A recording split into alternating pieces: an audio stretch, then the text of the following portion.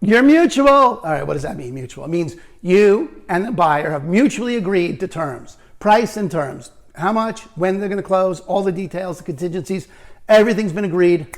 You're now, in the parlance of the industry, you are now what's called mutual. All right, what does that mean? Well, that means the contract starts. Generally, you're going to have 30 days. This contract term is going to be 30 days under most circumstances. Sometimes less. If it's a cash offer, it could be 10 days. If it's a longer close, it could be 45 days, 60 days, something like that. But somewhere in that range, okay? So we're going to go with 30 days. But the point is, the timelines in the contract start. The inspection contingency starts. The lending financial contingency starts. The appraisal needs to get ordered.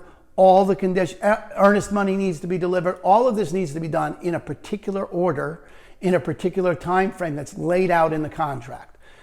Part of my job as a realtor is to shepherd the deal from mutual to close. That is to make sure that the buyer and their agent is doing every single thing they're meant to do on time. And if they're not, I need to know about it right away, because if this thing falls out of contract, I want to know right away. And I want to make sure that I get to keep their earnest money should they not perform consistent with the contract. So those details are not minor. This is not, oh, we're mutual, this thing is going to happen. No, under the best laid circumstances, deals fall apart, okay?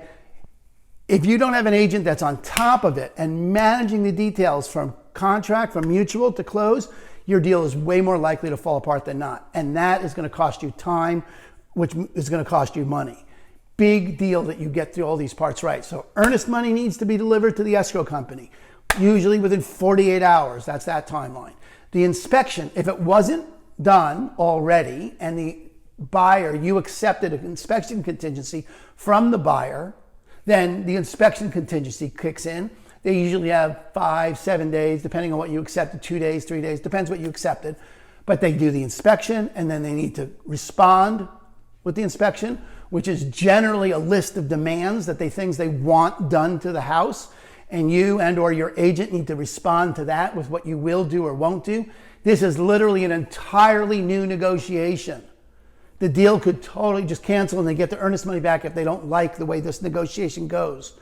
So you want to make sure you accepted an offer from someone who really wants the house, so they're invested in it, and that they're not just some flake that's just going to ask for a ton of things that don't need to get done and that they're going to hang in. And you and your agent have some wherewithal to negotiate back, push back against what they're asking, or if their demands are reasonable, to accept it and not walk away because you're not willing to do anything at all. All of that in the inspection needs to get worked out, and usually within the first week after mutual. Then the appraisal happens, and you need to make sure the appraiser's out there. If there's any question about the home appraising, you want your agent there on the property when the appraiser's there to give them comps that justify your sale price. And you want an agent that's going to fight for your appraisal value, right? And make sure that that happens. So the appraisal happens, and if it's low, you need to work that out. If it's high, you won't find out about it because you're not paying for the appraisal, the buyer is. So you'll only find out if it came in at value, right, or lower, and you'll need to deal with that. If it's lower, you'll need to find a way to negotiate that price difference.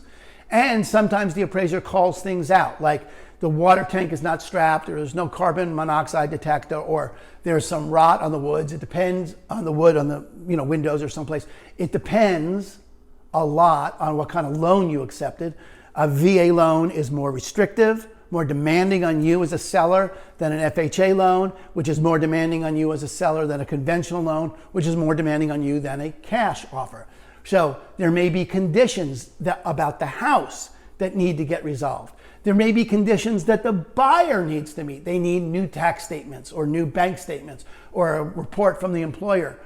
But if you don't know what the buyer is dealing with, you are liable to wind up in a position a month from now, right, when you think you're going to close, where the lender didn't alert anyone. So you need someone who's on top of the entire transaction every minute to make sure that the thing is moving along according to plan, so you don't get blindsided by any problem.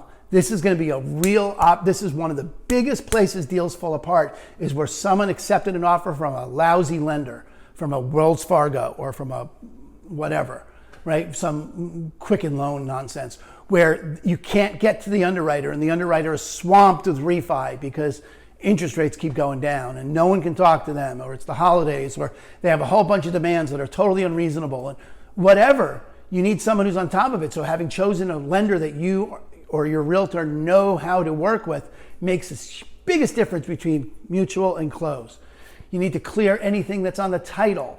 We've had, there was a foreclosure on a title or a bankruptcy on a title that needed to get cleared. Okay, all that stuff needs to get worked out, and it's all negotiable, and it all is a chance to scuttle the deal if you don't handle each one well. Okay, so thinking because you have a contract it's going to close is crazy.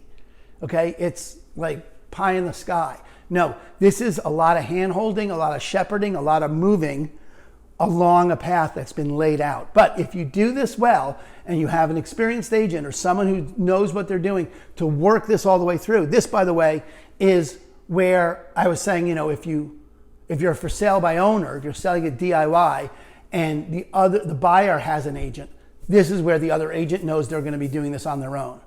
The other agent is going to be doing twice the amount of work at this portion of the deal from going from mutual to close because there's no other agent. And unless you do this for a living, it's unlikely you know all the things to watch out for. So they're going to need to make sure they do it all, and they don't have a fiduciary interest to you. That agent is not your agent. That agent is protecting the buyer's interest. So you, as a for sale by owner, as a DIY seller, need to deal with who's got your back. Okay, maybe worth finding a realtor that I do this for, generally 1.5% just to shepherd the deal through because it's such a big deal and it falls apart so often. So it might be worth someone with some experience to do that portion with you. But assuming you get to close, right, and the details of that can be explained to you fully by your escrow agent, the details of that, so it gets released, the sale goes through, your job is to then to deliver keys and have the house be in the condition that the buyer saw it in when they offered on it.